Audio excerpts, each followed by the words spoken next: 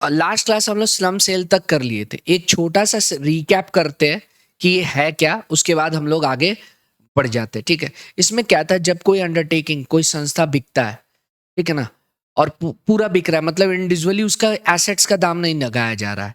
ठीक है, तो ये टॉपिक है क्या कि एज पर section 242C means sale of end, देख गया क्या, पूरा एंटरप्राइज बिक रहा है लमसम प्राइस पे, सिंगल यूनिट वाइज आप बेच नहीं रहे। ठीक है, the price is fix for whole undertaking, पूरे संस्था के लिए प्राइस तय हुआ है। Price for each asset is not known individually, समझ गए क्या।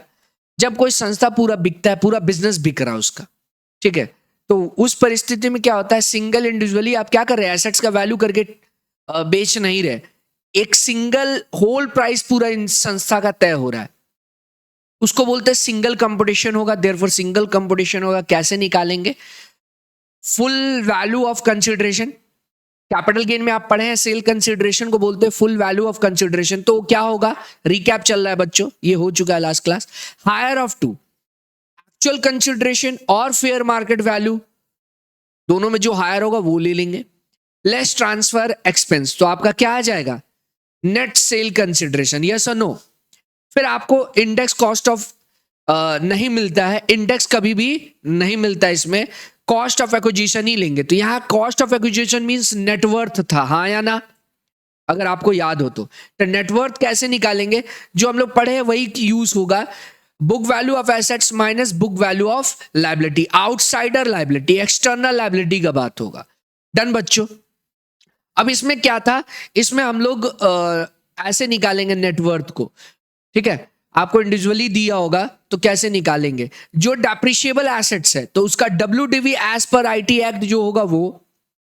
ठीक है, अगर एसेट्स 35 AD वाला बिजनेस का है तो आप जानते हैं PGBP में बात पढ़े हैं कि 35 AD मींस स्पेशल बिजनेस, उसका तो कैपिटल एक्सपेंडिचर पूरा ही मिल जाता है, तो उसका COA क्या होगा, नील, कॉस्ट ऑफ एक्विजिशन नील होगा।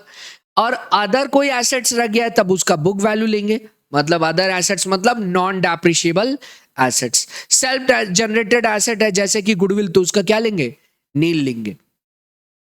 नेक्स्ट माइनस कर देंगे book value of outsider liability, तो हमारा नेटवर्थ आ जाएगा, वही आप हम यहाँ पे लेंगे। ठीक है, अब ये शॉर्ट टर्म है कि लॉन्ग टर्म है कैसे पता चलेगा, period holdings will be calculated from the date of commencement of undertaking up to the date of sale, पूरा हो चुका था। ठीक है, अगर कोई बैलेंस, अगर बैलेंस शीट को आप रिवैल्यूट किए हैं तो उसका जो प्रभाव आया होगा उसको इग्नोर करना होगा, यानी कि रिवर्स करना पड़ेगा उसको। ठीक है, रिमूव द रिवैल्यूएशन इफेक्ट, ये पूरा टॉपिक हो गया। ठीक है, आगे बढ़ रहे हैं अब हम लोग। अब जो चैप्टर का मेन पार्ट है, इसमें एक आध तो डिडक्शन नहीं लिखा हुआ है, जी जैसे 54G। ठीक है, तो वो सब अलग से हम लोग कर लेंगे।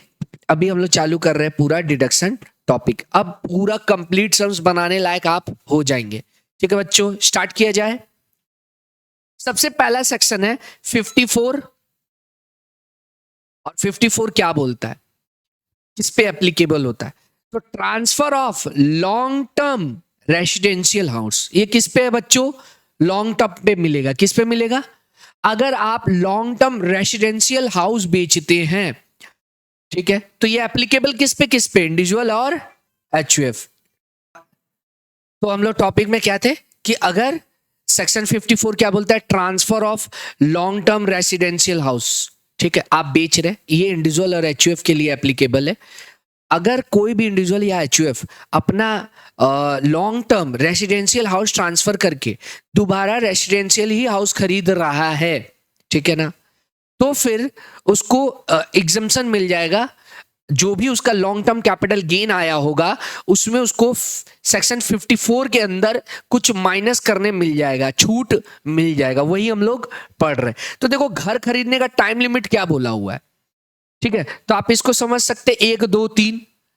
जैसे अगर बेचने ट्रांसफर के बिफोर आप खरीद के रखे तो भी आपको छूट मिल जाएगा, अगर बेच दिए हैं वहां से 2 साल के अंदर अगर खरीदते हैं तो भी मिल जाएगा, और कंस्ट्रक्शन के लिए 3 साल है from the date of transfer. समझ गया क्या? 1 2 3 मतलब, अरे भाई साहब इसमें हम लोग क्या समझे थे, एक एग्जाम्पल लिए थे, लास्ट क्लास हो गया था तो दोबारा से हम चालू करें।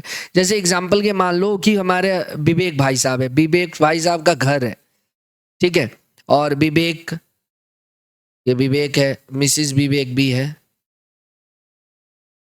छुटिया है उनका, और इनके बहुत सारे चुन्नू मुन्नू है, माचिस का लकड़ी नहीं है, सब बच्चे हैं विवेक के, ऐसे करके चुन्नू मुन्नू पुन्नू पुन्नू बहुत सारे हैं, 5 थे, ठीक है। अब विवेक ये घर बेच दिया, फिर पैसा लेके बैठा हुआ है कि नया घर खरीदेंगे, एग्जम्पशन मिल जाएगा, तो भाई फुटपाथ पे थोड़ी रहेगा। अगर आप 1 साल पहले, इसको बेचने से 1 साल पहले भी अगर खरीदे हैं तो फिर उसका अमाउंट का जो खरीदे हैं उसका और capital gain which ever is lower उतना छूट मिल जाएगा, ठीक है ना। तो परचेस के लिए बिफोर 1 साल है, फिर इधर भी 2 साल है, और कंस्ट्रक्ट करना चाहता है तो उसमें थोड़ा टाइम लगता है, तो उसके लिए 3 साल दिया हुआ है, हाँ या ना? समझ गया क्या? ठीक है। तो एग्जम्पशन कितना मिलेगा इसको ज्यादा से ज्यादा? तो लोअर ऑफ 2। समझ गए क्या? मतलब इसको लॉन्ग टर्म कैपिटल गेन हुआ है, विवेक को लॉन्ग टर्म कैपिटल गेन हुआ है मान लो 50 लाख, ठीक है, और नया घर ये जो खरीदा है या कंस्ट्रक्ट किया है उसमें 30 लाख रुपया है, ठीक है, या 60 लाख खर्चा कर दिया। आप जितना मन उतना करिए, हम डिडक्शन आपको क्या देंगे? लोअर ऑफ 2, कैपिटल गेन और नया एसेट्स का। तो कैपिटल गेन इसको 50 लाख हुआ है और ये 60 लाख का नया घर खरीद लिया, तो सरकार कितना देगा? ज्यादा से ज्यादा 50 लाख का ही छूट देगा। समझ गए क्या? Lower of 2। सर ये क्या लिखा हुआ है इसमें कि कॉस्ट ऑफ न्यू एसेट्स, मतलब अगर आप परचेस किए तो वो, अगर कंस्ट्रक्ट किए तो वो कॉस्ट, यस और नो। लेकिन ये क्या लिख दिया हुआ है यहां पर? अमाउंट डिपॉजिटेड, मतलब क्या आप घर नहीं खरीदे, अमाउंट कहीं डिपॉजिट कर देंगे तो छूट मिलेगा क्या? सरकार एक स्कीम है, मतलब इसी में एक चीज बनाया हुआ है, रूल बनाया हुआ है कि अगर आप इस साल एग्जम्पशन लेने जा रहे हैं, घर तो अभी 2 साल 3 साल टाइम दिया हुआ है ना, अब तो आपको क्लेम लेना है एग्जम्पशन का, तो कैसे लीजिएगा? वो अमाउंट क्या करिएगा? अपने पास रखिएगा और छूट ले लीजिएगा? नहीं, सरकार बोलता है कि आपको एक अकाउंट खोलना होगा कैपिटल गेन का, और उसमें पैसा जमा रखना होगा, तभी आपको हम ये छूट देंगे, एग्जम्पशन देंगे। समझ गए? इसीलिए लिखा हुआ है अमाउंट ऑफ डिपॉजिट। तो कहां डिपॉजिट करना है? If new asset is not acquired up to the date of filing, due date of filing, return file करने का डेट आ गया, अब आप तो एग्जम्पशन लेंगे अपने लॉन्ग टर्म पे, लेकिन घर ही नहीं खरीदे हैं, 1 साल बिफोर वाला बात था वो भी नहीं है आपके पास, और नया कंस्ट्रक्ट भी नहीं हुआ है, तब क्या बोल रहा है? Then should deposit desire amount in CGAS, capital gain amount scheme. ये बैंक में खुलता है, किसी भी बैंक में आप खोल सकते हैं, और उसमें वो पैसा क्या करेंगे? जमा कर देंगे, ठीक है ना, ऑन और बिफोर रिटर्न फाइलिंग। लेकिन however if the deposit amount is not utilized for the acquisition of new assets within the prescribed time क्या है? 3 साल है ना मैक्सिमम कंस्ट्रक्ट के लिए, अरे 2 साल है परचेस के लिए, कंस्ट्रक्ट के लिए क्या है? 3। तो अगर आप जो अमाउंट जमा करके डिडक्शन तो ले लिए, अगर आप वो पैसा यूटिलाइज नहीं किए या फिर अंडर यूटिलाइज किए, छूट गया है क्या? अंडर यूटिलाइज किए, ठीक है, या फिर अंडर यूटिलाइज किए, then exemption shall be withdrawn. जो जितना आपको छूट मिला है या जितना कम आप यूटिलाइज किए वो क्या हो जाएगा? विड्रॉन हो जाएगा और आपका टैक्स हो जाएगा, ठीक है। कब? जैसे ही समय खत्म हो जाएगा, ठीक है ना।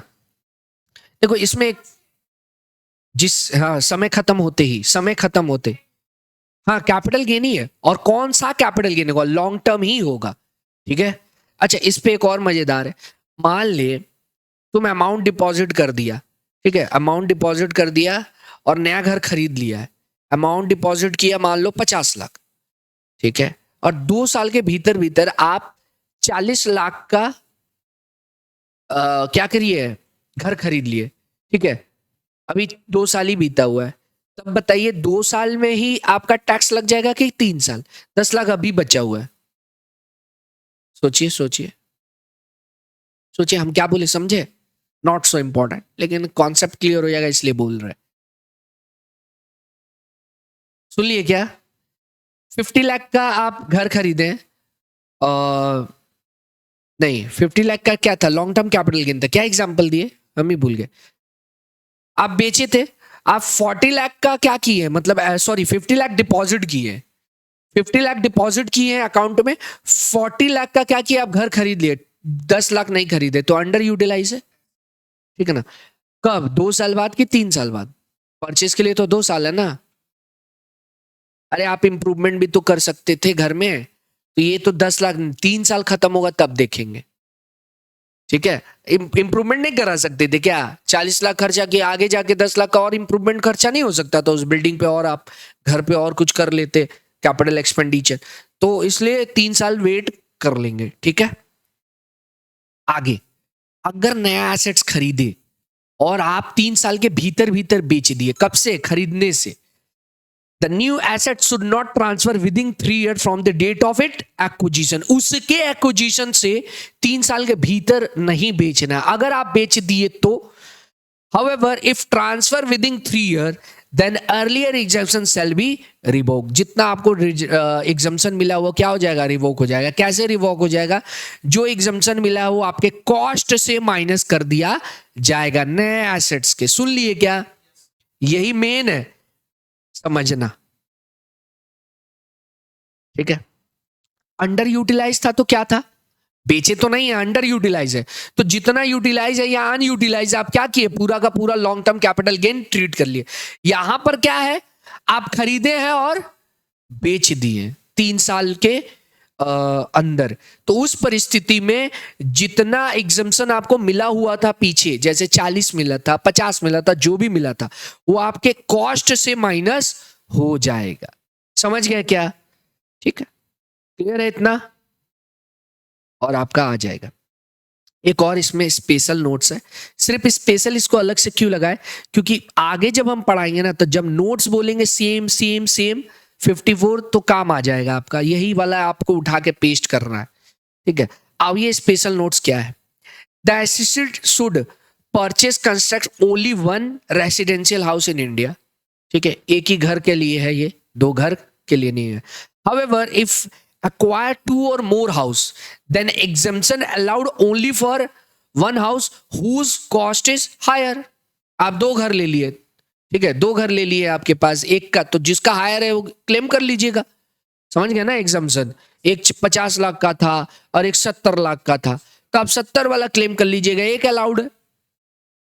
आगे बढ़ते, if SSC have long term capital gain up to 2 crore, अगर 2 करोड़ तक ही उसका लॉन्ग टर्म कैपिटल गेन है, then exemption for 2 house can be claim only once in life, एक बार ऐसा वो कर सकता है। फिर से सुनिए, अभी क्या बोले थे, एक ही घर के लिए बोले, ठीक है, लेकिन अगर आपका long term capital gain 2 crore के अंदर है, 2 करोड़ तक है, तब आप 2 हाउस क्लेम कर सकते हैं, ठीक है ना, लॉन्ग टर्म कैपिटल गेन है, ठीक है, और घर का वैल्यू 10 लाख है, 10 करोड़ है, सॉरी 10 करोड़, 10 करोड़ से ऊपर नहीं जा सकता ये जो क्लेम लेना है आपको, ठीक है ना। ये है, यहाँ लिखा हुआ नहीं है, किसी और में होगा, वहां से हम अभी बता देंगे। एफ में भी सेम चीज है, तो ये 10 लाख वाला बात हम लिखे नहीं है, याद रखिएगा, आप नोट करवा देंगे। देख लिए क्या ये पूरा टॉपिक 54, आगे बढ़े।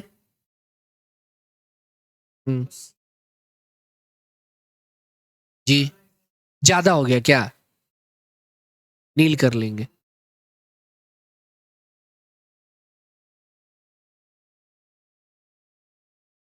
नहीं समझे तुम क्या पूछ रहे,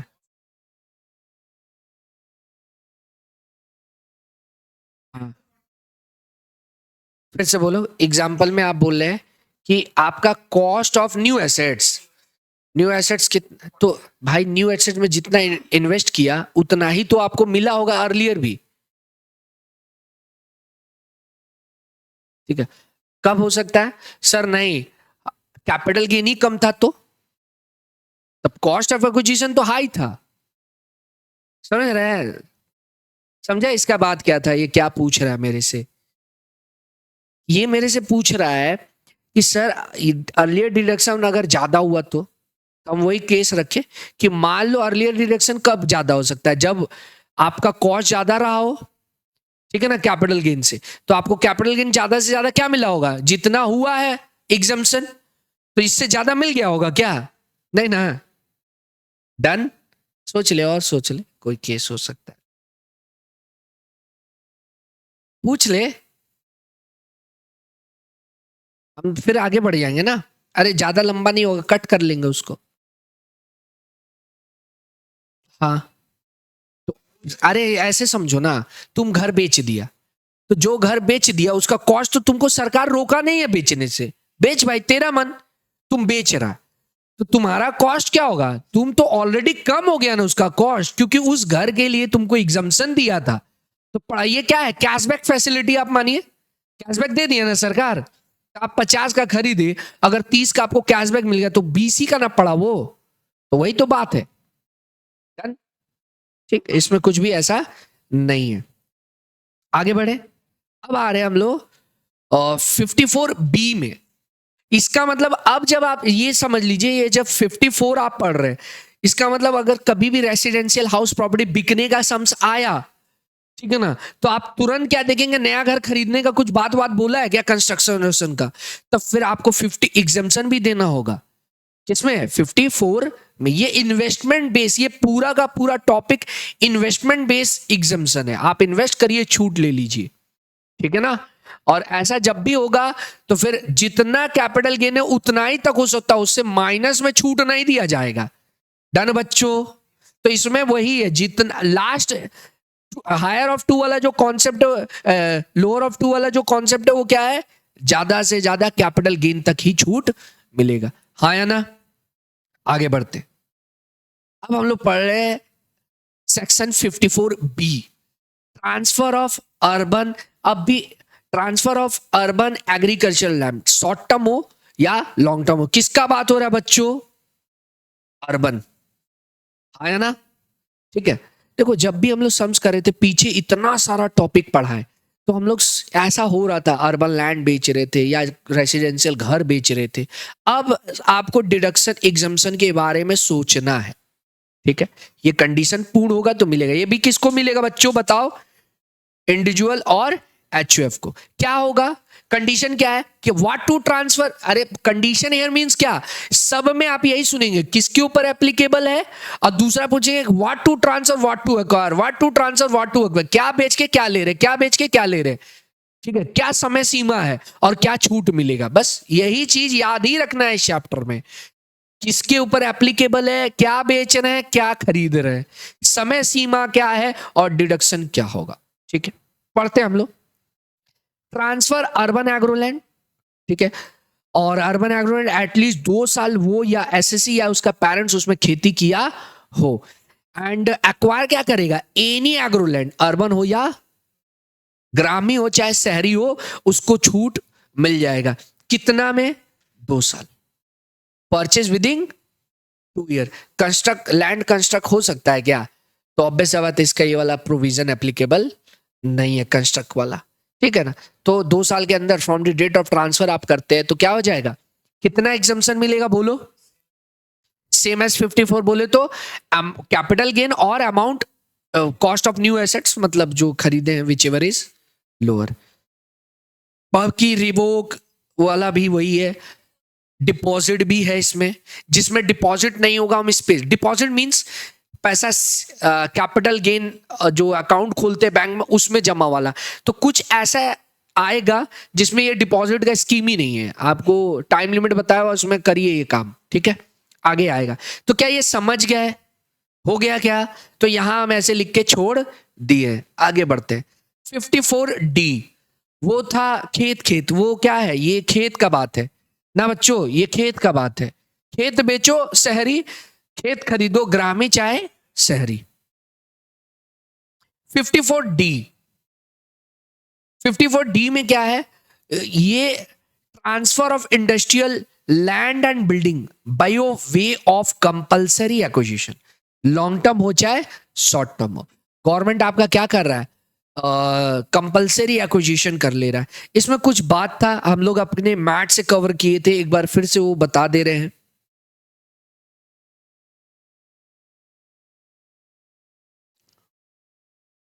54 क्या है, हम लोग क्या पढ़ रहे हैं? T, T4।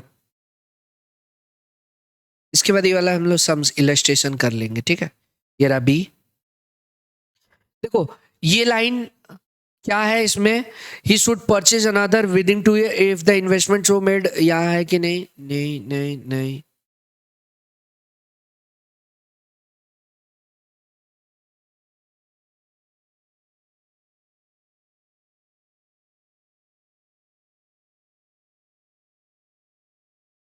ये वो लाइन नहीं बोला हुआ है इसमें यूज से रिलेटेड। ये आपको हम बताना चाह रहे थे कि इसमें कुछ कंडीशन है।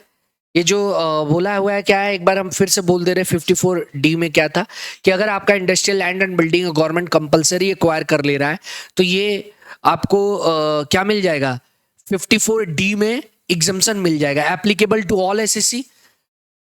ठीक है, पहले हम लोग जब भी कोई चैप्टर इसमें टॉपिक पढ़ेंगे 54 में एग्जाम्पशन में, तो पहला होगा एप्लीकेबल टू किसके ऊपर? All SSC. कंडीशन क्या है?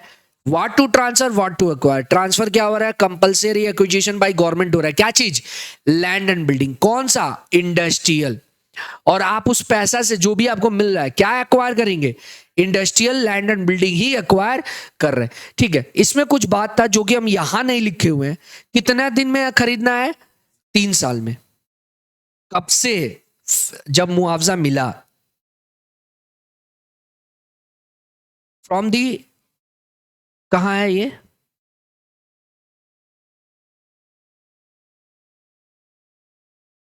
ये रहा, देखिए। तो within 3 year from the date of receipt of compensation, transfer से नहीं, इसीलिए यहां पर इरेज किया हुआ है, फ्रॉम छोड़ा हुआ था। तो अब क्या लिखेंगे यहां पर? Date of receipt. समझ गए क्या बच्चों? आगे बढ़े। अब इसमें कुछ ये बात है, एग्जाम इंपॉर्टेंट नहीं है लेकिन सुन लीजिए कि वो जो लैंड एंड बिल्डिंग है 2 साल के लिए कम से कम इंडस्ट्रियल पर्पस के लिए यूज हुआ हो, आप टेनेंट है, बाद में ट्रांसफर हुआ तो उस और तुरंत गवर्नमेंट एक्वायर कर लिया तो टेनेंसी पीरियड भी काउंट करते हैं। फिर एचयूएफ में है और पार्टीशन हो गया तो एचयूएफ के पीरियड से भी काउंट करते हैं। बस ये नॉट सो इम्पोर्टेंट, इसलिए वहां पे भी नहीं लिखे हैं कि उसको बड़ा करने का मकसद नहीं होता, वो शॉर्ट में आपको पढ़ाने का है, इसीलिए वहां हैंड रिटन नोट्स में वैसे। ठीक है बच्चों, सीख गए क्या? आगे बढ़े। एग्जम्पशन हाँ नहीं मिलेगा, इंडस्ट्रियल ही लैंड बिल्डिंग होना चाहिए। ठीक है, एग्जम्पशन क्या है? Same as 54, amount capital gain और अमाउंट इन्वेस्टेड। ठीक है, सेम है, यानी डिपॉजिट वाला भी यहां पर मिल जाएगा। अब आ रहे हैं हम लोग आगे 54EC। ठीक है ना, इसमें क्या है? Any long term capital asset being immovable property. आप क्या ट्रांसफर कर रहे हैं? कोई भी लॉन्ग टर्म कैपिटल एसेट जो इमूवेबल प्रॉपर्टी है। ठीक है, किसके ऊपर एप्लीकेबल है? All SSC. क्या ट्रांसफर कर रहा है? कोई भी लॉन्ग टर्म कैपिटल एसेट जो कि इमूवेबल है। एंड किसमें इन्वेस्ट कर रहे हैं? स्पेसिफाइड या नोटिफाइड बॉन्ड्स। बॉन्ड्स यहां पर क्या क्या है? गवर्नमेंट का सब है, रोड वाला है, पावर वाला है, रेलवे वाला है, इलेक्ट्रिसिटी का है और अदर स्पेसिफाइड अगर कुछ हो तो देखिए क्या बोल रहा है? Invest in notified bonds. किसमें आप इन्वेस्ट करने बोल रहा है? ना ही national highway authority of India, और ये क्या है? RECL, याद नहीं आ रहा मेरे को फुल फॉर्म, कुछ तो था, भूल रहे, क्यों भूल रहे?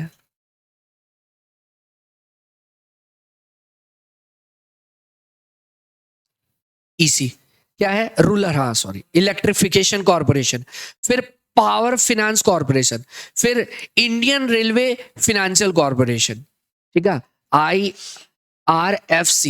ठीक है, इनमें आप अगर इन्वेस्ट करें या फिर अदर कोई भी नोटिफाइड, नाम एग्जाम में यही होगा, नेशनल हाईवे अथॉरिटी या रूरल इलेक्ट्रिफिकेशन या फिर पावर फाइनेंस कॉर्पोरेशन या रेलवे वाला। ठीक है बच्चों, अगर आप इन्वेस्ट इसमें कर रहे हैं जो कि हम यहाँ लिखे हैं, तब आपको कितने दिन में इन्वेस्ट करना होगा? Within 6 month. यहां पर वो डिपॉजिट वाला स्कीम नहीं है। 6 महीना के अंदर अंदर आपको क्या करना होगा, इन्वेस्ट करना होगा। समझ गए? कहां से बोलिए, डेट ऑफ ट्रांसफर। एग्जाम्पशन कितना मिलेगा, लोअर ऑफ 2 कैपिटल गेन और कॉस्ट ऑफ इन्वेस्टमेंट, लेकिन मैक्सिमम कितना मिलेगा कॉस्ट ऑफ इन्वेस्टमेंट। समझ गए क्या? जैसे आपको कैपिटल गेन हुआ है 70 लाख का, आप इन्वेस्ट कर दिए 60 लाख, तो आपको ज्यादा से ज्यादा कितना मिल सकता है, 50। समझ गए ना? डन है क्या? इसमें कोई वो नहीं है, 50 के अंदर है, तब आप दोनों में खेलिए। If scheme of deposit not applicable है, यस और नो, आपको तो 6 महीने में इन्वेस्ट कर देना है, तो ये स्कीम आपके लिए नहीं है। अगर डिपॉजिट करके लेके जाए आगे बढ़े ना। समझ गए? लॉकिंग पीरियड है जो आप इन्वेस्ट कर रहे हैं 5 साल। समझ गए क्या? इसमें लॉकिंग पीरियड कितना है, 5 ईयर। ऊपर में आप देखे 3 साल था। However, if transfer within 5 years, then exemption earlier allowed shall be withdrawn. जो अर्लियर अलाउड है, जितना आप इन्वेस्ट किए हैं वो जो भी अलाउड है, वो आपका क्या हो जाएगा, रिवोक हो जाएगा। कैसे हो जाएगा? अब इसको देखिए, आप 54 को देखे थे उसको, और एक बार इसको देखिए, दोनों में फर्क है। ठीक है ना? उसमें क्या हुआ था कि कॉस्ट ऑफ न्यू एसेट से माइनस किए थे अर्लियर डिडक्शन एग्जम्पशन। इसमें क्या हो रहा है, आप एज यूजुअल बनाएंगे और जितना एग्जम्पशन मिला था उसको वापस से ऐड कर देंगे। समझ गए क्या? ये 2 तरीका है इस टॉपिक में, यही आपको ध्यान रखना है। इस पूरे टॉपिक में डायरेक्ट टैक्सेशन हो रहा है और एक इनडायरेक्ट हो रहा है, ये ध्यान देना है आपको, हाँ या ना? ठीक है, तो ये बारीकी को जरूर ध्यान दीजिएगा। जब इस पे हम लोग इलस्ट्रेशन एक साथ ले लेंगे तब आपको और मजा आएगा। अब आते हैं 54 डबल ई। ठीक है, transfer any long term capital assets, any applicable to all SSC. Transfer कोई भी लॉन्ग टर्म कैपिटल एसेट्स कर रहा है और इन्वेस्ट किसमें कर रहा है, notify bond issued for funding startup plan, startup India. ठीक है, startup India plan notify bond बताया हुआ, उसमें ये स्टार्टअप के लिए, किसके लिए, स्टार्टअप के लिए। इसमें भी सेम वही है, 6 महीना वाला बात, यानी ऊपर वाला सारा बात इधर आ गया। लॉकिंग पीरियड कितना है, 3 साल। ऊपर वाला ही सारा बात है, लॉकिंग पीरियड कितना है, 3 साल। याद रहेगा क्या बच्चों, आया ना? आगे बढ़े। 3 साल के अंदर इन्वेस्ट, लॉकिंग पीरियड ऊपर ही तो बताया, 3 साल के अंदर एसेट बेच दिए। समझ रहा है? वही था, मतलब वहां पे ये जो बोले थे लॉकिंग नहीं लिखे थे क्या? हाँ, टाइम लिमिट तो इधर है खरीदने का, मतलब ये जो बात हो रहा है ना कि कितना दिन तक रखना है, यही है लॉकिंग पीरियड। समझ गए बच्चों? आगे बढ़े। तो अब जब भी लॉकिंग पीरियड में लेंगे तो यही है कि कितना दिन तक रखना है उसको। ये बुद्धि मत लगाइए, खरीद लिए एग्जाम्पशन लिए फिर बेच दिए। ठीक है, अब आ रहे हैं हम लोग किसमें, 54F। 54 और 54F सेम है, बड़ा भाई छोटा भाई है, समझते हैं, दोनों साथ में ही पढ़ना चाहिए। ये क्या बोल रहा है कि आपको घर ही खरीदना है, लेकिन आप घर बेचे नहीं है, कोई और any other long term capital assets बेचे, any other long term capital asset बेचे है घर को छोड़ के। ठीक है, तो what to applicable to all assessee, what to transfer any long term capital asset except residential, और क्या एक्वायर कर रहे हैं, रेसिडेंशियल हाउस ही एक्वायर कर रहे हैं। टाइम लिमिट क्या है बच्चों, बिफोर के लिए 1 और आफ्टर के लिए 2 और कंस्ट्रक्ट के लिए 3। हाँ या ना? ये पहले पढ़ लिए क्या आप, 54 में ही पढ़े, वही बात है। लेकिन यहां पर एग्जम्पशन चेंज हो गया है, ध्यान से देखिए क्या है exemption, fractional. F means fractional, proportionate यहां पे एग्जम्पशन मिलेगा। कितना मिलेगा, लॉन्ग टर्म कैपिटल गेन जो भी हुआ है divide by net sale consideration. Net sale consideration क्या था, याद करो, फुल वैल्यू ऑफ कंसिडरेशन जो भी है माइनस करते थे एक्सपेंस ऑन ट्रांसफर, जो आता था उसी को बोलते नेट सेल कंसिडरेशन। तो नेट सेल कंसिडरेशन से डिवाइड होगा into amount invested in new house. ठीक है ना? लेकिन वो ज्यादा से ज्यादा कितना हो सकता है न्यू हाउस में, 10 करोड़। आप 10 करोड़ के ऊपर खरीदिए ना, हम 10 ही लेंगे यहाँ पे। समझ गए क्या? यस, हाँ, ठीक है। किसमें इन्वेस्ट कर रहे हैं? ओके सर, आगे बताइए, आगे क्या है? और ऑब्वियस सा बात है, जहां पर ये चीज आ गया तो वहां पे डिपॉजिट वाला भी बात आ जाएगा। अब देखो इसमें क्या है, SSC have one house only, एक ही हाउस होगा तभी तो ये मिलेगा। एक हाउस अगर आपके पास है या नो हाउस, आपके पास पहले से दो हाउस है, नहीं मिलने वाला ये। एक हाउस तक अलाउड है। If SSC acquire two or more house at the time of filing of return then no exemption. अरे आप खरीदने का खरीदने ना, 50 तो खरीदे आप, पैसा वाले, एग्जम्पशन हम नहीं देंगे। पैसा वाले एग्जम्पशन का क्या दरकार है, ठीक है ना? तो अगर आप दो घर खरीद लिए एक से ज्यादा, तो फिर आपका क्या हो जाएगा? सर अभी एक खरीदे, आगे जाके हम, टाइम लिमिट था ना, अभी एक करके खरीद लिए, अभी एक खरीदे, रिटर्न लेके एग्जम्पशन क्लेम कर लिए, आगे जाके एक और घर खरीद लिए। देखिए अंदर में 2 साल और 3 साल के अंदर में, if SSC acquire one house at the time of filing of return then exemption is allowed, yes और नो? अगर आपके पास एक से ज्यादा घर है तब तो नहीं मिलेगा, लेकिन अगर एक ही घर है तब तो मिल जाएगा, हाँ या ना?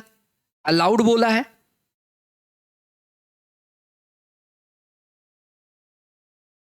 अलाउड बोला है, बट आप है 1.5 से आना, होता है कोई कोई।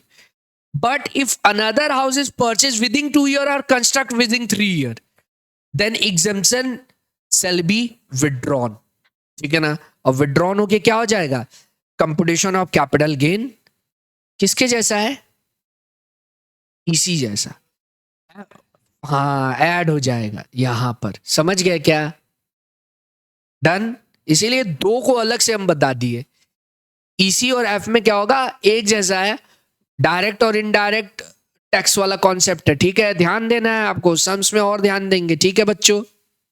अब ये शेयर से रिलेटेड चालू हो जाएगा प्रोविजन। क्या बच गया है मेरे पास? हम्म, एक जीजी बचा हुआ है।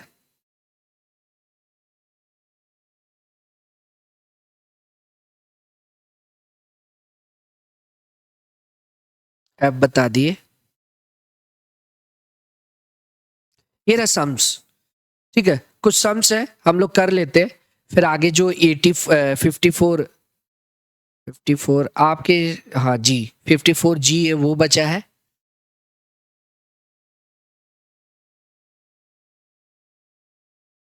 जीए स्पेशल इकोनॉमिक जोन का हो जाएगा, और एच है तो एच कुछ है नहीं, शॉर्ट नोट्स क्या होगा? तो एक काम करते हैं, पहले हम लोग कुछ इलस्ट्रेशन जितना पढ़े हैं उसके ऊपर कुछ इलस्ट्रेशन नंबर ले लेते हैं।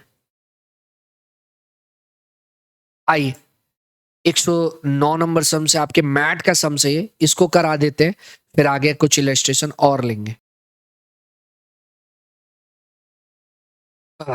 तो हम लोग 54 ऐप पूरा सुन लिए थे, इसमें एक मिस्टेक था, हम लिख दिए तो ऑल, या ऑल नहीं होगा, इंडिविजुअल और एंड एचयूएफ,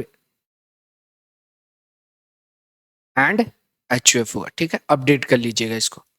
आगे बढ़ते हैं, ये रहा सम्स, इसी से रिलेटेड ये सम्स हम लोग करा देते हैं, आपके इंस्टीट्यूट के मैट का सम्स है ये। तो फिर ये क्या होगा, टॉपिक हम लोग समझेंगे लगभग डन कर लिए। पढ़ते एक बार क्या दिया हुआ है सम में। सम में बोल रहा है कि सोनू एक ज्वेलरी खरीदा है, कब? 1/7/2010 को, कितना के लिए?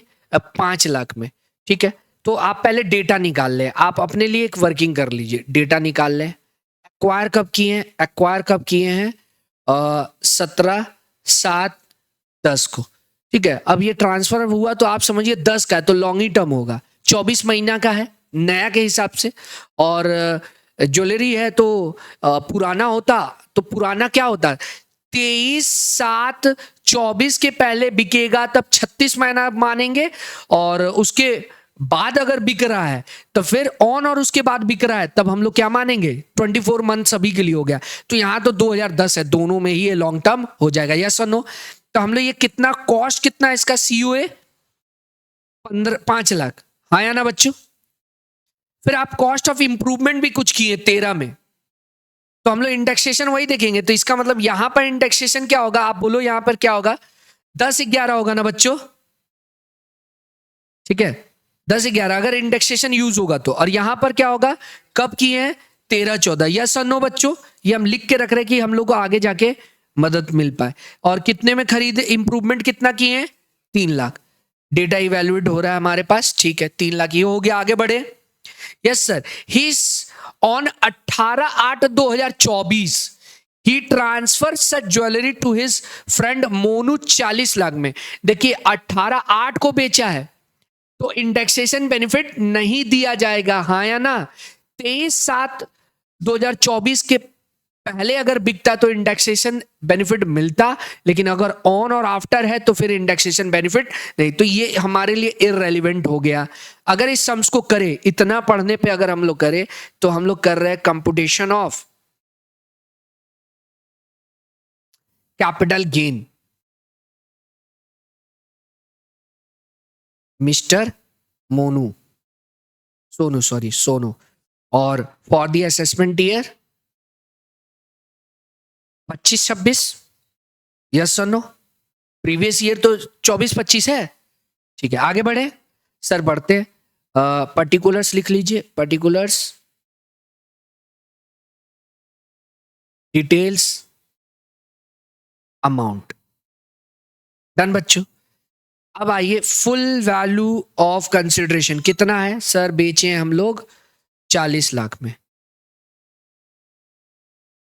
कोई एक्सपेंस बोला है क्या, एक्सपेंस ऑन ट्रांसफर नहीं, तो हमारा 40 लाख क्या आया, net sale consideration less cost of acquisition. Index cost क्यों नहीं लेंगे, क्योंकि इंडेक्स क्यों नहीं ले रहे हैं, क्योंकि ट्रांसफर आफ्टर 23/7/24 को हुआ, हाँ या ना। तो सिर्फ सीओए लेंगे, ठीक है। कितना है सीओए, 5 लाख। 5 लाख माइनस कर दिए, और सॉरी वो भी बच गया। कॉस्ट ऑफ इंप्रूवमेंट कितना है, 3 लाख। कितना आ रहा है बच्चों, तो ये माइनस कर लिए, ये हमारा आ रहा है 32 लाख। डन। अब देखते हैं ये क्या है हमारा, लॉन्ग टर्म है, हाँ या ना, लॉन्ग टर्म है। अब एक बार पढ़ते कुछ है क्या। Sonu already has a house property in Lucknow. Sonu के पास ऑलरेडी एक हाउस प्रॉपर्टी है लखनऊ में। However, on 17/3/25 he purchased another residential house property 30 lakh रुपया for the purpose of letting out, ठीक है। उसके बाद क्या बोल रहा है, ये कब खरीदा है, 3 सेल्फ हाउस प्रॉपर्टी लखनऊ में है, और 17/3 को एक और घर खरीदा है। तो आपको क्या बोलता है, एफ क्या बोलता है, आप कोई भी पढ़िए एक बार, आप इंडिविजुअल और एचयूएफ के लिए कोई भी लॉन्ग टर्म कैपिटल एसेट्स अगर बेचे हैं घर को छोड़ के, ठीक है ना, क्योंकि उसके लिए 54 है, तो क्या ये कोई भी है लॉन्ग टर्म, यस ज्वेलरी है, तो what to transfer long term है। आ गया, क्या एक्वायर कर रहे हैं, घर। लेकिन क्या कंडीशन सा, एक से ज्यादा घर नहीं होना चाहिए जब आप खरीद रहे। तो क्या इसके पास एक से ज्यादा घर है, नहीं, एक ही घर है उसके पास। नो घर या एक घर, नो घर यानी नहीं घर होगा या एक घर होगा, तो इसके पास एक घर है, ठीक है। तो इसका मतलब इसको ये एलिजिबल है 54 एफ के लिए, हाँ या ना बच्चों। एक से ज्यादा घर होता तो नहीं मिलता, ठीक है। कितना मिल जाएगा सर, ये रहा इसका एग्जम्पशन का formula, long term capital gain divide by net sale consideration into amount investment इन, लेकिन ज्यादा से ज्यादा 10 करोड़। तो इस एग्जांपल में लॉन्ग टर्म कैपिटल गेन कितना आया बताइए, 32 लाख। नेट सेल कंसिडरेशन कितना है, 40 लाख, इनटू अमाउंट इन्वेस्टेड, कितना इन्वेस्ट किया है वो, ही परचेज 30 लाख रुपया, इंटू 30 लाख, कितना आ रहा है। ये पूरा सॉल्व किए तो आपका आया 24 लाख। क्या ये छूट मिल जाएगा, यस सर मिल जाएगा, और हमारा आंसर आ जाएगा लॉन्ग टर्म कैपिटल गेन। कितना आया बच्चों, 8 लाख। इजी था क्या, आगे बढ़े। होप आप सभी को समझ में आ गया होगा, इसीलिए मैं ले लिए 54 का। ये एग्जाम में रहता है 54F। ठीक है, आगे बढ़े। फिर नेक्स्ट क्या है हमारे पास, आगे क्या बोला अब सब में एक बार देख लेते हैं। एज ऑन 5/8/25 हिज फ्रेंड, हम इतने फ्लो में अभी बना पा रहे हैं, ऐसे पार्ट वाइज एग्जाम में आप पढ़ेंगे तो हो गया, रुक जाएगा, कुछ ना कुछ आगे मिल जाएगा, फिर गड़बड़, पूरा पढ़ लेना होता है। हम एक बार पढ़ चुके तभी फ्लो में कर रहे हैं, ठीक है ना। तो ऐसा नहीं वो आधा पढ़ लिए करते जाए ना, पूरा सब पढ़ लीजिएगा, नहीं तो आगे हो सकता है उससे इंटर रिलेटेड आ जाए। आगे क्या है, 5/8/25 को his friend offer him 25 lakh का घर, जिसका स्टैम्प ड्यूटी वैल्यू है कितना, 14 लाख, उसको 15 लाख में वो बेच रहा है। भाई स्टैम्प ड्यूटी के क्या है, ऊपर ही तो बेच रहा है, ठीक है। और 10% ओनली एंड क्या लिख रहा है, 15 लाख में बेच रहा है, ठीक है। On 7/4/26 Sonu sold a new house acquire for from his friend 19। देखो 5/8/25 को एक और घर खरीद लिया, ठीक है। और सोनू जो खरीदा था, Sonu sold a house acquire from his friend 19 lakh में बेच दिया। फ्रेंड से कितना में खरीदा था, 15 में, बेच दिया 19 में। Value determine for the purpose of stamp duty कितना है, 22 है, ठीक है। और मार्केट वैल्यू कितना है, 26 है, ठीक है। कंप्यूटर, तो हम लोग नेक्स्ट ईयर में मूव करते हैं। ये हो गया 25-26 का बात हो चुका है। अब किसका बात हो रहा है, अ,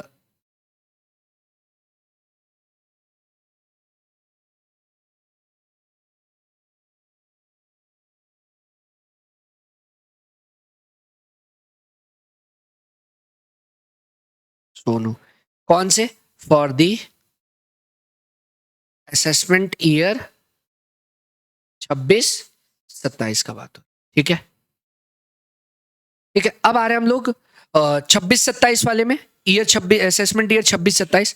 देखो क्या बोला है, कि बोला है ना, Sonu sold a house acquire for his friend, जो फ्रेंड से मिला था उसको क्या किया है, 19 लाख में बेच दिया, लेकिन उसका स्टैम्प ड्यूटी वैल्यू कितना है, सेक्शन 50C अप्लाई हो जाएगा, कि अगर 10% स्टैम्प ड्यूटी वाला अप्लाई करके आप देखेंगे क्या है, हायर है, तो स्टैम्प ड्यूटी हायर है, तो हम लोग क्या कर लेंगे, एक्चुअल कॉस्ट और स्टैम्प ड्यूटी में कंपेयर करेंगे, हायर क्या है वही ले लेंगे, ठीक है, 22 लाख। और देखो एक और बात है, नया घर भी खरीद लिया है वो, 5/8/2025, यानी 25-26 प्रीवियस ईयर के दौरान, ठीक है ना, नया घर खरीद लिया। हम लोग क्या बोले थे 54F में, if SSC acquire more than one house, तो भाई अलाउड हो जाएगा, but if another house is person with in 2 year, purchase के लिए 2 साल है, कंस्ट्रक्शन के लिए 3 साल है, तब तो जो पीछे जो आपको एग्जम्पशन मिल के रखा है वो क्या हो जाएगा, विड्रॉ, ठीक है। तो यहां पर वही होगा, क्योंकि ये नया घर एक और खरीद लिया, तो पीछे जो मिला है वो क्या हो जाएगा। तो इसका मतलब यहां पर अगर आप करें पर्टिकुलर्स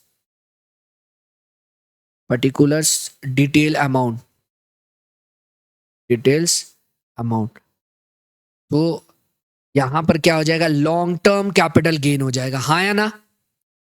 क्यों, क्योंकि आप जो है, ये क्या हो रहा है, withdrawn of section, withdrawn of exemption, ठीक है। कितना रुपया था, ये था ना एग्जम्पशन, ये विड्रॉन हो जाएगा, क्या आ जाएगा, 24 लाख। ये लॉन्ग टर्म कैपिटल गेन में हम लोग लिख देंगे। डन बच्चों, अब आते हैं शॉर्ट टर्म कैपिटल गेन होगा। शॉर्ट टर्म कैपिटल गेन क्यों होगा सर, ये जो घर खरीदा है दोस्त से, जो इसको मिला है, कब खरीदा था वो, दोस्त उसका दिया है,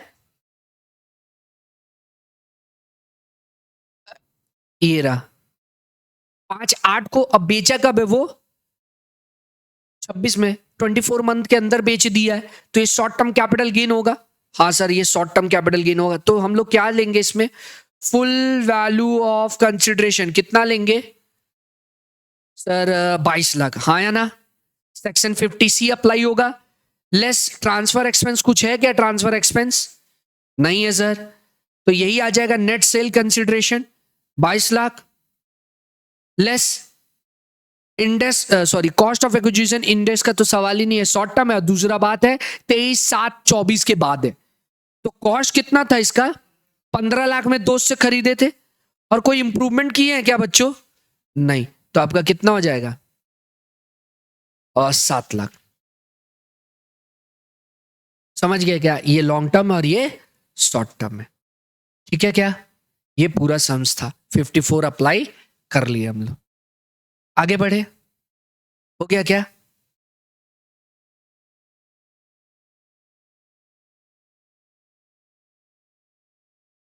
जिस साल विड्रॉन हुआ है उस साल, इसीलिए 26-27 में ये टैक्स हुआ है, ठीक है।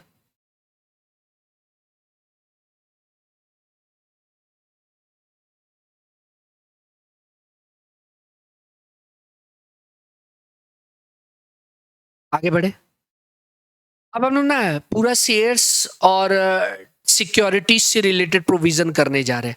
कुछ 50G और जी जो बचा है वो बता देंगे, 54 सॉरी। डिवेंचर और बॉन्ड्स पे देखो, डिवेंचर और बॉन्ड्स पे क्या होता है, इंडेक्सेशन नहीं मिलता है। इवन अगर वो लॉन्ग टर्म भी होगा तो डिवेंचर बॉन्ड्स पे लॉन्ग टर्म इंडेक्सेशन बेनिफिट नहीं मिलता है, यानी उस इररेलेवेंट है, वो इररेलेवेंट है वेदर 23/7/24 है ही नहीं, पहले से ही यही नियम है कि डिवेंचर और बॉन्ड्स पे क्या होता है, इंडेक्सेशन नहीं मिलता है। समझ गया क्या, तो वेदर आपका बिफोर बिफोर 23/7/24 हो, या फिर ऑन और आफ्टर 23/7/24 हो, उससे कोई लेना देना नहीं है। लेकिन however in the following case indexation is allowed, ठीक है, और कब तक अलाउड है, 23/7/24 तक। इसमें देखेंगे किसमें किसमें, 23/7 होगा सॉरी, 23/7/24 तक किसमें देखेंगे, capital index bond issued by government होता है, बोला होगा एग्जाम में, या सोवेरियन बॉन्ड जो होता है वो जीरो कूपन बॉन्ड, ठीक है, ये बोल देगा एग्जाम में कि ये index fund issued by government है बॉन्ड। अब देखो एक बार टैक्स रेट देख लेते हैं, फिर हम लोग थोड़ा सा शेयर वाला टॉपिक में मूव करेंगे, ठीक है, शेयर्स और सिक्योरिटीज से रिलेटेड। इक्विटी शेयर और unit of equity oriented fund, mutual fund वाला इक्विटी ओरिएंटेड वाला जो हम लोग पढ़े थे, business unit of business trust, ठीक है, ध्यान से देखिए क्या है।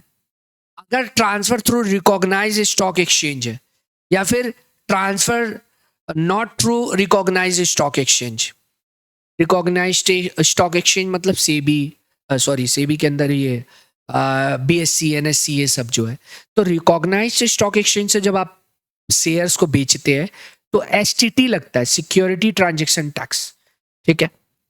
तो पहले ये पढ़ा दे रहे कि अगर आप कोई भी शेयर्स रिकॉग्नाइज स्टॉक एक्सचेंज के थ्रू बेच रहे तो क्या होगा, ठीक है बच्चों। देखो तो दो चीज होता है, या तो शेयर पे क्या होगा, शॉर्ट टर्म कैपिटल गेन होगा, या तो लॉन्ग टर्म कैपिटल गेन होगा। तो अगर लॉन्ग टर्म कैपिटल गेन होगा तो सेक्शन क्या आ रहा है, 112 111, शॉर्ट टर्म के लिए 111 है, और बड़े भाई के लिए एक ज्यादा है, 12 है, ठीक है।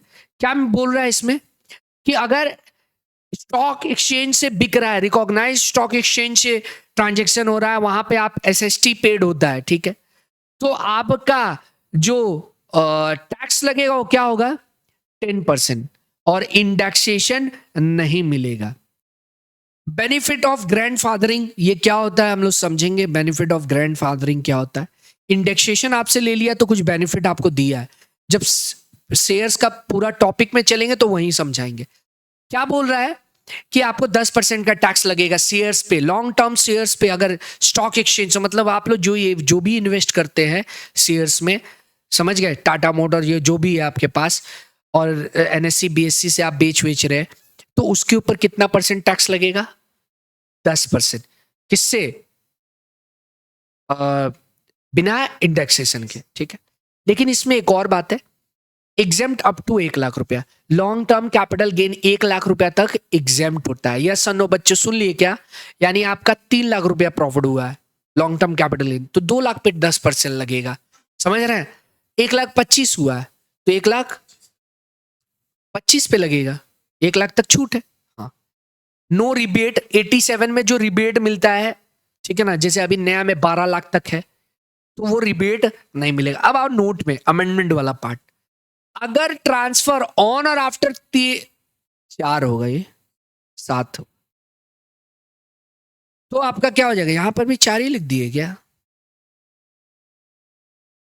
लगता है नींद में। ऑन और आफ्टर 23/7/24 का है, तब तो रेट क्या हो जाएगा देखो, सारा 12.5%। ये तो गड़बड़ हो गया। डन बच्चों, देख लिए क्या, 12.5% हो जाएगा और इंडेक्सेशन नहीं है। लेकिन ये क्या हो गया देखो, अब 1,25,000 लिमिट कर दिया गया, जो 1 लाख था, बाकी बात सेम है, इंडेक्सेशन नहीं था, नहीं है, ठीक है। और ये आपका 1,25,000 कर दिया गया। अब वही अगर शॉर्ट टर्म कैपिटल गेन हुआ तो 15 था पहले, और आफ्टर क्या हो गया है 20% टैक्स, ठीक है। अभी ये आधा अधूरा है, ये पूरा बात अगर नहीं पेड है तो क्या, क्योंकि मेरे को ये टॉपिक पढ़ाना था, इसलिए थोड़ा सा हम क्या किए वहां का समझा दिए कि आप रेट वाइज समझ पाओ क्या खेला है गवर्नमेंट का, ठीक है ना। अब आते हैं हम लोग इसमें मूव हो रहे हैं कि शेयर्स पे क्या क्या होने वाला है, ग्रैंड फादरिंग यहीं पे समझाने वाले हैं। कॉस्ट ऑफ एक्विजिशन किसका, लिस्टेड का बात हो रहा है, किसका बात हो रहा है बच्चों, लिस्टेड इक्विटी शेयर और इक्विटी ओरिएंटेड फंड जो है, ठीक है। कॉस्ट ऑफ एक्विजिशन क्या लेंगे, हायर ऑफ 2, ठीक है। अगर कोई भी, ये ग्रैंड फादरिंग वाला कॉन्सेप्ट ही क्या है आपका ना, 18 के पहले, 18 में जब बजट आया तो उसके पहले लॉन्ग टर्म कैपिटल गेन में अगर एसटीटी लगता था तो वो एग्जेम्प्ट होता था, ठीक है। तो समझ रहा है शेयर मार्केट में कितना लॉन्ग टर्म से कितना पैसा बन रहा था, तो गवर्नमेंट का नजर जो पूरी नजर है इस पे भी आ गया, और निर्मला ताई जी हमारी खड़ी होंगी, इसके ऊपर भी टैक्स लेंगे। वो उस समय कौन था पता नहीं, वही थी क्या। 18 में क्या हुआ, एक कॉन्सेप्ट आया कि इस पे भी अब टैक्स लगेगा, तो 18 का पहले जो भी था एक्वायर किया हुआ, ठीक है, 18 के बाद है तो ठीक है, लेकिन 18 के पहले कोई है शेयर एक्वायर किया तो उसका कैसे कॉस्ट ऑफ एक्विजिशन लेंगे। देखो हायर ऑफ 2 क्या लिखा हुआ है, higher of 2 actual cost of acquisition, 18 के पहले अगर आप कुछ एक्वायर किए तो उसका एक्चुअल कॉस्ट ऑफ एक्विजिशन, या फिर फेयर मार्केट वैल्यू 31/1/2018 को, या फिर selling price which ever is lower. मतलब पहले इन दोनों में कंपेयर करेंगे, जो लोअर होगा, ये देखो ना, ये उल्लू बनाने के लिए आप ऐसे समझो ना, उतना प्रोविजन में मत जाओ। आपको गवर्नमेंट क्या बोला है, जब ये रूल लाया त्राहिमाम मच गया, जहां टैक्स नहीं लग रहा था अब लगेगा, सब रोने लगा। समझ रहे हैं, पार्लियामेंट में हो हल्ला भी होगा, पहले टैक्स नहीं लगता था अब टैक्स लगेगा। तो गवर्नमेंट क्या बोला, ठीक है पहले पे नहीं लगा रहे, मतलब जो भाई साहब लोग बहुत पहले पहले खरीद के रखे हैं अब बेचेंगे, तो अब बेचेंगे तो उसका तो भाई कितना ज्यादा टैक्स हो जाएगा, 2 रुपया का शेयर था आज 2,000 हो गया है, ठीक है। इंडेक्सेशन फिंडेक्शन नहीं मिल रहा है, देख रहे हैं आप। तो फिर क्या हुआ, गवर्नमेंट क्या बोला, सुनिए हम आपको क्या कर रहे हैं, 18 तक कोई टैक्स नहीं लगा रहे। कैसे सर, हम बोले 18 वाला ही कॉस्ट आपका मान ले रहे हैं, आप जब भी खरीदे थे हम 18 वाला कॉस्ट मान ले रहे हैं, यही बोला है ना इसमें, ध्यान से समझो। आप 18 के पहले जो भी खरीदे कॉस्ट था उस समय मान ले 2 रुपया, आज 2,000 चल रहा है 18 के दिन, तो सरकार बोले हम 2,000 मान ले रहे हैं कॉस्ट, आपका लगा 2 है ना, हम आपका मान ले रहे हैं 2,000 कॉस्ट है। यानी आप जब भी बेचेंगे 18 तक का पैसा तो लॉक ना आपका, समझ गए।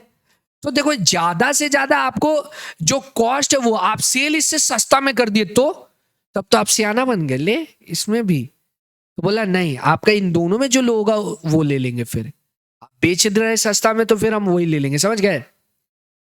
तो किसी भी बोलने का मतलब तुम्हारा कॉस्ट था मान लो 100 रुपया, तुम्हारा सेलिंग प्राइस है 180 रुपया, लेकिन जब कन्वर्ट हुआ है मतलब 18 वाले समय में, उस समय फेयर मार्केट वैल्यू था मान लो 150। तो भाई तुमको तो सिर्फ कितना पे टैक्स लगेगा, क्योंकि कॉस्ट क्या मान लेगा गवर्नमेंट, हाँ या ना, इजी है क्या ये बात, कॉस्ट क्या मान लेगा, फेयर मार्केट वैल्यू 31/1/13 को जो था, समझ गया क्या, हार्ड है क्या ये बात समझना। तो तो जहां आपको 80 रुपया दिख रहा था वहां कितना पे लगा? 30 पे। ठीक है, और एक और एग्जांपल लेते हैं। मान लो आप बेचे 120 पे, तो प्रॉफिट कितना है? 20 रुपया है, लेकिन आपका तो कॉस्ट ही 150 है। तो सरकार बोलता है कॉस्ट हम तब 120 ही मान लेते हैं, 120 माइनस टैक्स नहीं लगेगा बस। मतलब ज्यादा से ज्यादा वो जो मार्केट वैल्यू है उतना छूट देगा उस दिन तक। आया ना? समझ गए क्या? फिर से बोल दे, एग्जाम्पल में हम क्या बोले फिर से सुन लीजिए। कॉस्ट आपका 100 रुपया है और फेयर मार्केट वैल्यू है 150, लेकिन आप बेच दिए कितना में? 120 में। तो प्रॉफिट तो आपको 20 दिख रहा है, आया ना? ठीक है, लेकिन गवर्नमेंट क्या बोला, आपका कॉस्ट कितना लेगा? इन दोनों में पहले कंपेयर कर लीजिए और फिर इन जो आएगा, तो इन दोनों में क्या आएगा? 120 और कॉस्ट क्या है 100। इन दोनों में अब हायर जो होगा, इन दोनों में लोअर, इन दोनों में हायर, हाँ है ना? तब आपको 120 मिल जाएगा माइनस करने। तो आप सेल किए कितना में? 120 में। कॉस्ट भी दे दिया आपको 120, तो नील हुआ ना? समझे बात? इजी था, नॉट सो इंपॉर्टेंट। इसी को बोलते हैं बेनिफिट ऑफ ग्रैंड फादरिंग। ठीक है, आगे बढ़े। सेक्शन 50 CA अनलिस्टेड के लिए। लिस्टेड का बात हो गया तो अनलिस्टेड का नहीं होगा। देखो अनलिस्टेड में खेला किस पे होता है? बेचने वाले दाम पे। रिकॉग्नाइज स्टॉक एक्सचेंज से हो तो रहा नहीं है, तो आप तो टैक्स चोरी करने के लिए कच्चा पक्का कर सकते हैं हम कितना में बेचे ना। तो इसमें बेचने का बात किया गया है। क्या बात किया गया है कि अगर कभी भी अनलिस्टेड शेयर हुआ तो फुल वैल्यू ऑफ कंसिडरेशन क्या ले लेंगे? Sale be higher of 2। आप एक्चुअल में जो बेचे और जो मार्केट वैल्यू है हम वो निकालेंगे, उस पे टैक्स लेंगे आपसे, हाँ या ना? हो गया क्या? बोनस पे आते हैं। ठीक है, बोनस अगर है तो बोनस देखो, अगर बोनस क्या होता है? फ्री होता है। बोनस का मतलब ही क्या है? फ्री। एग्जाम में बोल दिया 1:2, यानी 1/2 के लिए, 1/2 के लिए जो आगे होता है वो मिल रहा है, जो पीछे वो परसेंटेज उस पे मतलब रेशियो है। 1:2 मीन्स 1:2, 1:2। ठीक है, कुछ भी हो सकता था, 5:10, कुछ भी। तो ये मतलब बोनस का बात हो रहा है। और ये किसका बात हो रहा है? जो आपके पास पहले से था, इसको क्या बोलेंगे? पहले से ओरिजिनल बोल दो। डन बच्चों, तो ये बात हम लोग भी समझ गए। अच्छा देख, बोनस फ्री ही होता है, तो अगर 1/4/21 के पहले तो नील ही होगा। ऑलवेज कॉस्ट क्या होगा? नील होगा। सॉरी, बाद है तो इधर है, ये रहा। अगर 1/4/1 के बाद है तब तो कॉस्ट क्या होगा? नील होगा। लेकिन 1/4/2001 के पहले है तब वो जो शुरुआत में प्रोविजन पड़े थे ना, वो आ जा रहा है, क्योंकि लॉ में इसके ऊपर अलग से कुछ बोला नहीं था, ये बीच में फंस गया ये। क्योंकि पहले ही बोल दिया कोई भी एसेट्स अगर 1/4/1 के पहले एक्वायर किया गया तो उसका fair market value as on date ले लेंगे, हाँ या ना? उसी के कारण इसमें लपेटा में आ गया। नहीं तो बोनस तो क्या होता है? फ्री होता है। समझ गए? तो इसमें क्या है, अगर 1 के बाद का है तो ऑलवेज नील ही होता है। सीओए ऑलवेज नील होगा। आगे बढ़े क्या? सर इंडेक्सेशन अभी तो बताए कि शेयर अगर स्टॉक एक्सचेंज से है तो उस पर इंडेक्सेशन नहीं लेते। अब आ रहे हैं हम लोग किस पे? Right shares and right entitlement में। ठीक है ना? Right shares and right entitlement, ये क्या है? दोनों अलग अलग क्या है? देखो, राइट शेयर मतलब आपको मिला, राइट एंटाइटलमेंट मतलब आप आगे बेच दिए उसको। ठीक है, देख, अगर आपको मिल रहा है तो जब आप बेचेंगे तो कॉस्ट क्या होगा? जितना में आपको मिला, है ना? हार्ड था क्या? राइट शेयर आप आगे जाके बेच रहे तो जितना में आपको मिला तो वही होगा उसका कॉस्ट ऑफ एक्विजिशन। ठीक है, आउटसाइडर के लिए मतलब वो आप उस किसी और को दे दिए तो उसके लिए क्या होगा? ये आउटसाइडर का बात हो रहा है। ठीक है ना? ध्यान से समझिएगा, इसमें 3 केस हम बताए हुए, 3 पार्ट में इसको डिवाइड किए हैं। ये बहुत लोग का क्लियर नहीं होता है, अभी हो जाएगा। जैसे हमारे एग्जाम्पल में मिस्टर विवेक है, आप जानते ही हैं इनको कोई भी विवेक नहीं है। इनके 5-5 बच्चे हैं, एग्जाम्पल में था। मान लो विवेक को कहीं से शेयर मिला, मान ले 5 शेयर इनके पास था, इनको राइट एंटाइटलमेंट मिल रहा है, रेशियो बोल दो 1:5। तो 1/5 के लिए तो कितना आ जाएगा? 1000। 1000 इनको राइट एंटाइटलमेंट मिल रहा है at the rate of right intermediate मतलब होता है सस्ता में शेयर मिलना। मतलब इसका टॉपिक का मतलब क्या हो रहा है, शेयर आपको एट डिस्काउंटेड रेट। समझ में आया क्या? जैसे मान लें बाजार में अभी चल रहा है शेयर्स का दाम, मान लो एग्जांपल के तौर पे 200 चल रहा है, ठीक है, 200 चल रहा है, लेकिन हम विवेक को कितना में दे रहे हैं, 120 रुपया में या 150 रुपये में, ज्यादा सस्ता मत दो। 150 मार्केट में चल रहा है, कितना मार्केट वैल्यू कितना है, 200 रुपया, ठीक है। तो विवेक को क्या बोले, भाई 150 रुपया दे, पहले शेयर्स को सूंघा, 150 रुपया देगा, तय कर लिया। नहीं याद है क्या हेरा फेरी आप लोग? 150 रुपया में क्या कर रहा है ये शेयर इसको, अब देखो 150 रुपया भी इसके पास नहीं है, 1000 से इंटू कर तो 150 कितना हो रहा है, 1.5 लाख होगा, और क्या होगा, 1.5 लाख रुपया इसको देना होगा ना, तब तो इसको मिलेगा, ठीक है। तो ये कुछ शेयर, कुछ पैसा था, कुछ ले लिया, कुछ खुद ले लिया, कुछ आउटसाइडर को ऑफर कर दिया, ठीक है ना। जो ये आउटसाइडर को ऑफर किया है उसी को बोलते हैं राइट ऑफर, वो भी कैपिटल गेन है। समझ रहा क्या किया, देख बाजार से तो इसको 50 रुपए कम में पड़ रहा है ना, तो ये किसी को बोका बनाया, सुन ना भाई ये हमको राइट एंटाइटलमेंट मिला है, राइट शेयर मिला है, हम आधा ही ले पाएंगे, मेरे पास और पैसा नहीं है, तेरे को तू ले ले, बेच सकता है ये, इसके पास ये है। तो ये क्या बोल रहा है कि आप एक काम करिए, मेरे को मिला है, हम ये राइट ट्रांसफर कर रहे हैं, आपको 210 में बेच देंगे। इसको तमाचा मारेगा, वो 200 रुपया में तो बाजार में मिल रहा है, ऑब्वियस बात है नहीं लेगा। अरे कुछ पैसा रख तो ठीक है, 150 में हमको कंपनी दे रहा है, हम तेरे को 160 में दे रहे, 70 में दे रहे, तो ये जो 10 रुपया 20 रुपया जो ये कमाया ना, वो शॉर्ट टर्म कैपिटल गेन होगा, उसका कॉस्ट कुछ भी नहीं होगा, नील होगा। समझ गए क्या? यही होता है राइट ऑफर, समझ गए। अब अगर जो खरीद के रखा वो आगे जाके बेच रहा है, तो उसके लिए क्या कॉस्ट होगा, तो वो जो इशू प्राइस है वो, और ये जो विवेक रखा मार्जिन, समझ गए, वही है सेलर जो मार्जिन रखा। इसका मतलब अगर जो आउटसाइडर है, किसको बोका बनाया था ये, रजक को, शुभम को बनाया है, ठीक है।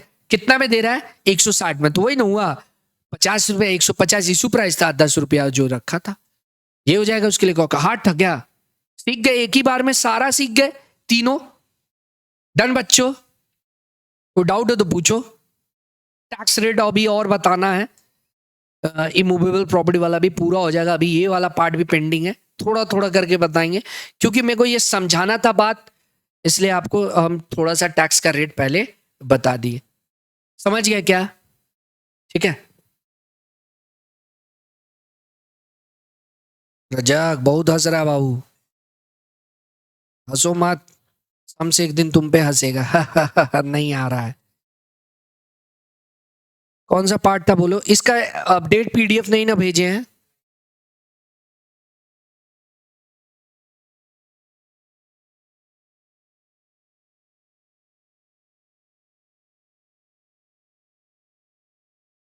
कहाँ चला गया, ये रहा। हम लोग ये पढ़ चुके थे, conversion of capital asset into stock in trade, उसी तरह हाँ ये भी पढ़ चुके हैं, conversion of stock in trade into capital asset.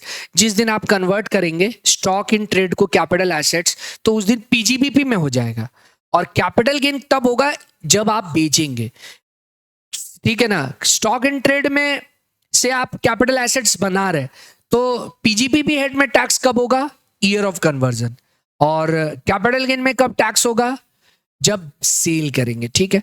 और